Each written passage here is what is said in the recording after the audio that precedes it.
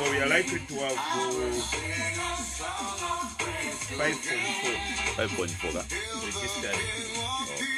which is okay. So again, it would depend on which area. Which area, yes. Yeah, because in some areas, there are only 500 people. So out of the 500, not everyone will register.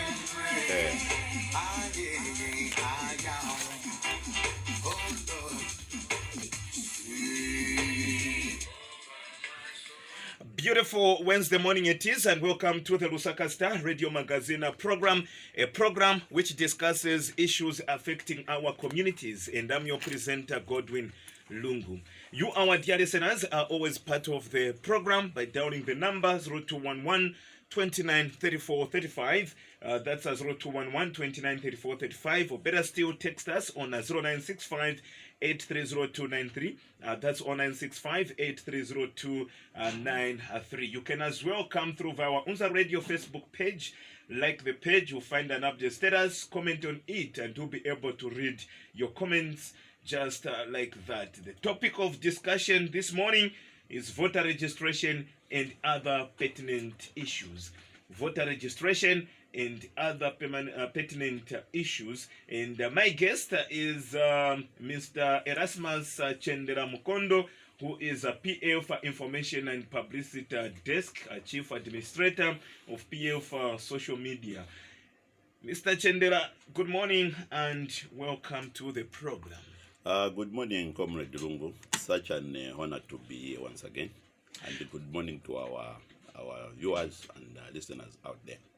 Wow, the last time you were here, we had a lot of time to discuss about Bill 10 and how positive you were about the numbers that PF had in Parliament. Unfortunately, those numbers failed to reach the two-thirds majority. Yes, if you look, Comrade Rungu, why I was bragging and boasting, if you look at the two-thirds majority, it was 111. Is it 111? Yes. And we managed almost to Ghana 109. And if we were to include those who failed because of the technological challenge, it will come to about 109. And looking at also what was happening on the other side of the debate, others were taken to some other place where there was a party, and they failed to attend. So with what we had garnered on the ground, we would have managed if those other individuals were not able to go to Againde's each place where they had a party. So basically that was the reason why we are boasting, and we are prepared that this issue was going to go through. You can just see the momentum that we had gathered. But if it was less than 100, the members of parliament would have been worried. The previous constitution, where we had about, or the previous government, where we had about 150, you only required 106 to pass the constitutional amendment bill. Unfortunately, even after having 156 plus 8 nominated, you only managed 105. So even under the previous parliamentary sittings, you could have failed still. Look at this, comrade. We are a growing party. And I've always emphasized that we are a growing party. And the other time I also mentioned the importance of growing our party. And look at where we stand. We are about 86 members of parliament. Somewhere there, 85. And for us to garner 106, it shows that we have more in the parliament, more than I can state, more than 2021 somewhere there, close to 25, who are willing and who have been working with this government. And for us, this has given us the impetus, the momentum to garner for more votes as we get to 2021. And then also we will not only be concentrating on the presidency, but we'll be looking at the quality of member of parliament that we are going to have. So basically for us, into this battle for us, it's one of growth. And we are extremely happy that this party has been growing at a very astronomical speed. If you look at what is happening in Western Province, Northwestern Province, in Wapula, somewhere there in is it Northern Province, where we had an independence, and on the Copper Belt where we have independence, it's like all these independents, they are realizing that the only party that can take the developmental agenda of this country forward, it's the Patriotic Front. So for us, these figures are garnering up to 106. It's an encouragement.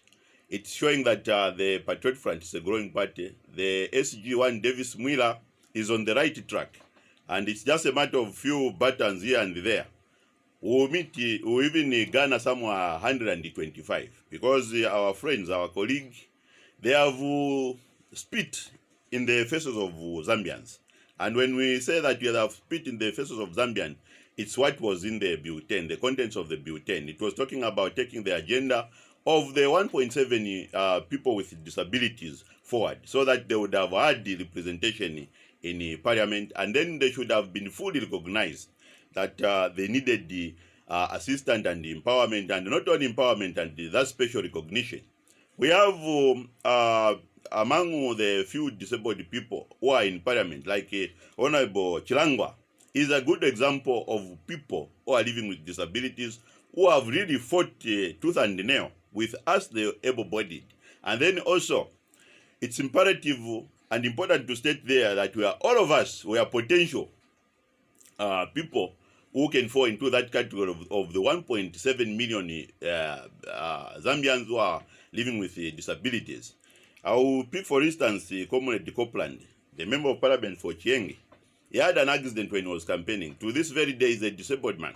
So basically, these are the issues that we are bringing to the fore that we wanted our friends to look at as a nation, so that at the end of the day, we also recognize that we have also the women. The women, I want to borrow from Mama Piri, Mumbi Piri, who said that the UPND, by rejecting the bulletin, they are telling the Zambian women that your role is that one of being in kitchen. Your role is to continue dancing for these odd politicians. And for you, we cannot have time to look at you and have equal representation in parliament.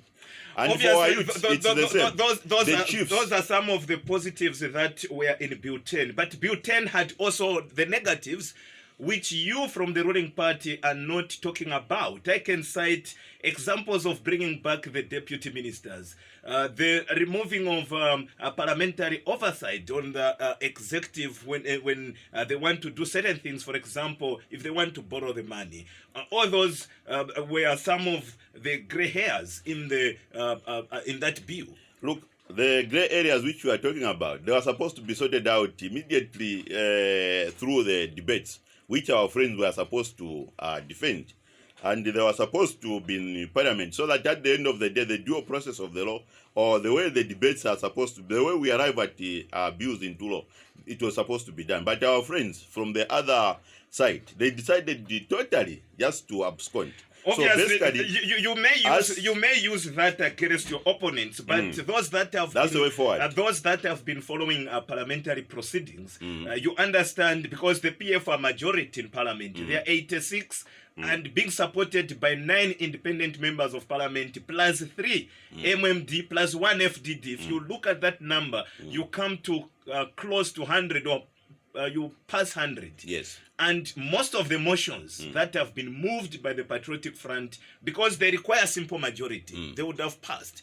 If the UPND, for example, had supported Bill 10, these which you are saying they should have been sorted out, obviously they only required a simple majority, of which the PF are the majority, to pass them. How sure are you that the PF are going to vote against bringing back the deputy ministers, reducing the campaign period from 90 to 60 days, the coalition government, and all those other clauses which people rejected in that bill? We are very much sure, because the Minister of Justice had clarified on that issue. Also, Honorable Munduvile, our MCC in charge of legal, had emphasized on those issues, that these issues we had debated on, and they were already removed. But our friends, because of suspicion, Who removed them? I think there is a special committee that was constituted to look into those matters, and among them, even Jack Mumbo was there. I think all these things that you are talking about were already struck out. It was just a matter of, the way you have said it, debate in Parliament, and then at the end of the day, the PF members of Parliament would have helped it to remove others. Obviously, when you are making a constitution has to be taken to the people and the people debate. But you decided to remove certain clauses without involving the people. It was taken to the people, and I think there was enough. The people rejected, and Honorable Given Rubenda did mention that the same bill which was presented at the first reading is the same bill without changes. It's the same bill that will be presented in the second reading. So don't you think your changing in tones was just to hoodwink people to believe that Bill 10 has been worked on? No. We had meant business, and we are very straight, and we have been always truthful when it comes to constitutional matters. You remember very well, even the amendment in 2016, we did it as the people had said it through the people wanted the constitution, and you gave them an amendment. Yes. Because of time and other limitations. So what is important is that we have achieved almost 90%. I always say we have achieved almost 99%. And we have to get out of this issue, because it's water under the bridge now. Yes. Though you as the Patriotic Front have continued to lament over it. Let's look at this issue. Yes. In 2016. Exactly. Let's start with 2011. In 2011, the people of Zambia wanted the new constitution. The PF, working with the UPND, gunned it down, and MMD lost, and the Zambians lost. In 2016, the Zambian people wanted a new constitution. The Patriotic Front decided to give them an amended constitution instead of the new constitution. Now we had Amendment Bill number 10. What assurance were you giving the people? Because people were not sure. Going by what you did in 2011 and 2016, people failed to believe you. Don't you think there is something in terms of putting trust in people that were supposed to work on as well? Comrade Lungu, the way we should look at it now, it's we need to go out there to the people so that we gain more numbers. We don't need to live on on a compromise this time around. We'll go out flat out to win more numbers in Parliament, so that at the end of the day we'll be able to do what the MMD were doing in 1991 up to 2001, because they had the numbers almost 125. So basically for us, as I said, we are a growing party, and that's the only way forward. We have had an opposition which has never given the people of Zambia any tangible result. And this is the reason why we are now going out with that message of, can you give us MPs? Can you give us quality MPs? What tangible results did you give the Zambian people between 2001 and 2011? 2001, if you look at 2001, we had one MP in 2001, and by 2006, we had almost 43 somewhere there. So we have been a growing party, and for us, what is important is that we have participated in this the governance of this country, and we have had very progressive clauses which have been passed, and then also pieces of legislation which has been very progressive. To where we stand, I think we have done far much better than what the MMD did. When you are in power, you have said the opposition haven't given. Yes, when you are now in power. Yes. Now, when you are, let's go back to 2011. Especially 2011 to 2001. What tangible results did you give the Zambian people? If you look at the statement which our late President Levi Patrick Manawasa talked about, our late President Michael Sata, he appreciated the opposition that he was giving him. It was an opposition which was very tangible, and it made him to realize that there were a lot of things that he needed to do. And this is the reason why Manawasa goes down the annals of history as one of the capable leaders who managed well this country, because of the opposition that we had given him. And when it comes to constitutionalism, we had an itch because of we were in three groups. the UPND there, the PF here, and the MMD. So if you are looking at between the period of these 10 years, the decade of 2001 to 2011, that one, the Zambians were in a predicament. We had a problem when it comes to matters of constitutionalism. Plural politics in this reign, it has been a difficult one. Why? Because of churches. And this is the reason why for us, today as the Patriot Front, through this experience that we have gone through, looking at what the MMD, the first year of the MMD, the first decade of the MMD, how progressive it was when it comes to legislature and then also amending of the constitution. It's because they are the numbers in the... You haven't answered my question, Mr. Chendela. We have to move on. Yes, you are saying the UPND since 2011 until now, there is nothing that they have done. Yes, apart from... You. According to you, what did you do in opposition between 2001 and 2011 as PF? As PF, I've told you that we had given MMD tangible opposition, and that was opposition which was in fact summarized through the statement of the late President Levi Mwanawasa, who in fact invited Michael Sata and appreciated the opposition that he was giving him. When was that? That was in 2008.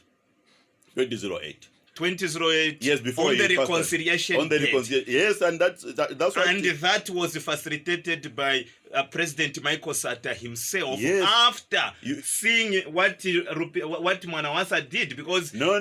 You can see how appreciative our president was. But this time around, you can never have an opposition leader who can make that bold move to go and appreciate the sitting head of state. Times are different. So you can see the opposition that we have. Yes.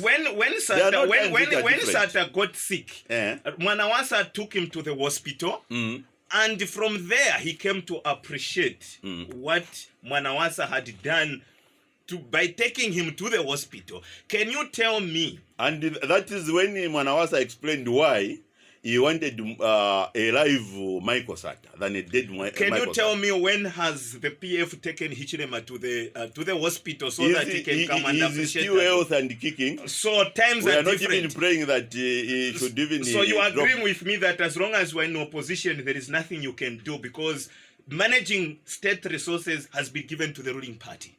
Now we demand that the opposition changes the way they do their politics. You failed to support MMD in the constitutional amendment, and you want the UPND to support you. Don't you think you are being hypocritical? We are not being hypocritical because, as you rightly said, the times have been changing. And this time around, we are the two of us now. All of us were in opposition as against the MMD. And this time around, one of us is ruling a party. And we expect a party that was in opposition with us for almost 10 years to have common grounds. To behave as if they are in a ruling party. No. They are supposed to look at what we are on common ground. The reason why MMD has been supporting you, because we're in alliance with MMD, okay? FDD decided to support you for reasons based on themselves. But there is an alliance between you and MMD. That's the reason why they are supporting you. Which alliance? So if there is no MMD now, we have swallowed MMD. The MMD you are talking about, there's MMD. And that's what you want to do. Want to swallow there is a MMD for Nevers Mumba, which has never been announced with ourselves. And there is also another newborn MMD, which is now the NDC, under the leadership of the former finance minister, Mutati. So basically, we are not in that alliance. So you've been accusing UPND of failing to provide checks and balances without proper evidence, Mr. Chendela, because you have failed to answer me. I wanted to know what you did as PF between 2001 and 2011, and you have failed to give me an answer. No, I've not failed. I've given you a very classic example, citing the president himself was Mr. Chendela. If I'm sick and we are not in good terms with you, if you support me during my sickness, I'll still come and appreciate you. That's the reason why we go to the funerals of those enemies of ours. Because look, this one was very unique. Comrade, the late President one, Levi Patrick Manawasa, explained the reason why he went to the rescue of one Michael Sata. He explained. He came to your rescue when I heard that you were sick, you are almost dying. At just that time, I realized that I needed this man. I needed this man more than before, because without him, my governance was going to be in disarray. This man has really helped me to have a tangible opposition that has provided checks and balances. So that was his statement. It's not a statement which I've created here, but it was a summary of what kind of opposition the opposition obviously will have to give you a tough time, like the way they are giving you a tough time now. Let's move absconding the same way you did. They are doing exactly what you did, so you are reaping what you sowed. The Bible is very clear. You reap what you sow. Let's get to the other issue, Mr. Chendela. The other issue here is about the president's eligibility, the presidential eligibility of President Edgar Lungu to contest the 2021 elections. This has been an issue from 2016 when he was re-elected for the second time. Yes. Re-elected Yes. for the second time because he was not running mate. And this issue has continued until now. Do you have a plan B as PF in an event that he fails? Do you have a plan B? There is nothing like a plan B, plan A, plan whatever. This one is now just a matter of education to our people out there. We have talked about democracy and democracy with its institutions of governance. So basically what we are learning from this eligibility, it is trying to educate our people out there. Those who have been going out to the people that they are Democrats. But in the actual sense now, if you have a judgment which is coming from one of the institutions of governance, and we have three wings of governance, by the way, the judiciary, in this case, it's the one which has a judgment on the same thing which you are talking about. So it's not here and there. We don't have even a debate. But basically, it's people. They have never been satisfied with what they wanted to come out of the Concord. So you see, there is a decision of the court. And I believe it's even contemptuous to even be discussing about the judgment of the court, because when they took that matter, the judgment was already passed, so yes, there is nothing contemptuous. We have to debate the judgment because it's very important. We have a president who has been elected twice. He was not a running mate the way Mama Inonge winner is. He was elected. Listen, by just bringing out the issue of start debating a decision of the judiciary, it's contemptuous in its nature. Because what is the decision the of problem, the the decision is very simple. They took this matter of eligibility about Edgar Lungu, and the judiciary has made it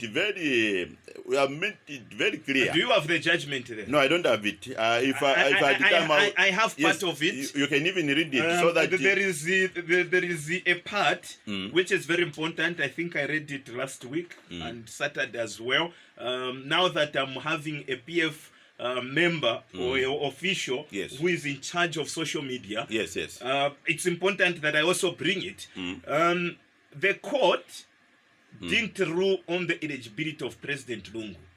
They said that was the first question. They said it was Atois. Okay. But they read on this. They ruled on the second question, which was between 2015 and 2016, and the 2015-2016, according to the courts, that does not constitute a term. And after giving that ruling, they said in the first case, which was about the eligibility of the president, it became Atois. Look, the same judgment is very simple. Look, if you look at eligibility and the clauses themselves, or those things which makes somebody eligible, let's say we itemize 4 items. One, we talk about the mental faculties of the president. If the doctors have certified that he's not fit to be president, he loses that eligibility. And then the second one, we can talk about the parliament itself. With the impeach him, he becomes he fails to be eligible. And then the other one, which is now talking about the term of office, that is now why we took this matter to the Concord, it was talking about the 2 terms, if the 10 years period. If somebody has stood twice, the others were talking about being sworn twice, others, but what is important, we're talking about the term of office. And this is where now we are coming in, because President Lungu was crossing over 2 constitutions. That is the one which was amended in 1996, and then the other one, which now came into where we are now, the 2016. So the people, they were asking about the eligibility of Edgar Lungu concerning the terms of office. And this is the reason why the Concord didn't even waste time to individualize this case. And if you look at the same case, the name of the president has been mentioned 40 times, more than 40 times. And when it comes to the constitution, is it the constitutional matters, when they were making that summary, they made sure they were not going to put a name of Edgar Lungu there. But for posterity's sake, because this is a national document, this is a supreme document, they were talking about the term, defining the term itself. So basically, when you look at the defining of the term, the president himself was never mentioned in the documentation, which the opposition themselves they wanted. But what the Constitutional Court defined and made it very clear, it's that you can have a term of 3 years when somebody passes on or somebody resigns. He can even be given a gratuity after 3 years.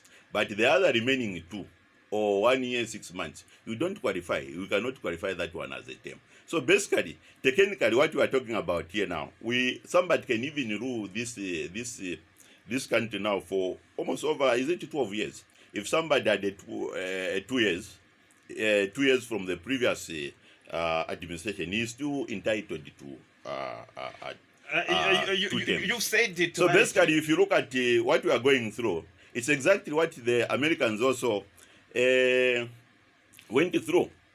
The American at one time, they had also Roosevelt. He had gone through, in fact, about 11. They have, in fact, 2 presidents who went through such predicaments. So basically, democracy, it's important to understand that it's not an exact science. It's not 1 + 1 is equals to 2. But because of a lot of things which are at play, you expect a term to be either 3 years, according to the way they have interpreted it, because they also accrue other issues like that of gratuity, and then also there are other important aspects that they also look at to make one to qualify as a term. So basically, we are looking at also 8 years. If somebody moved in the way we had, if it was a term for Mwanawasa, is it almost he had done, Rupia Banda, he had done 3 years, and it was qualified as a term, and he was given gratuity. And when it comes to Michael Sata, it was also 3 years. It was qualified as a term. But this time around, the one which Edgar Lungu did, which was 1 year, 6 months, it was disqualified. So he is eligible to stand. So are you saying Edgar Lungu didn't get his gratuity? No. Why? He didn't qualify. Now, let's get to the Constitution before we get to the other issue. We have a few more other issues to look at, Mr. Chendela, this morning. Let me read Clause 5 of Article 106. Then I'll read Clause 6. Clause 6 and Clause 6A and B, if term will allow. Clause 5, it says, when a vacancy occurs in the office of president, except under Article 81, the vice president shall immediately assume the office of president. Yes. Okay? Immediately. Let's get to Clause 6. If the vice president assumes the office of president in accordance with Clause 5, okay? Let's come to 6B. The vice president shall serve for the unexpired term of office and be deemed for the purposes of Clause 3. Clause 3, that's where you find held to office twice. Okay? 6A, to have served a full term as president, if at the date on which the the president assumed office, at least 3 years remain before the date of the next general election. So now you have the running mate clause where the president takes over immediately. But the Republican president of Zambia, Edgar Chagwa Lungu, didn't take office immediately. He was elected according to the previous constitution, and he was re-elected for the second term according to the new constitution. And if you look at these clauses, this does not apply to him. Yeah, it doesn't apply to him. He was never. So he's not eligible. He is not vice. He was not vice president, and that one is trying to explain the vice president position.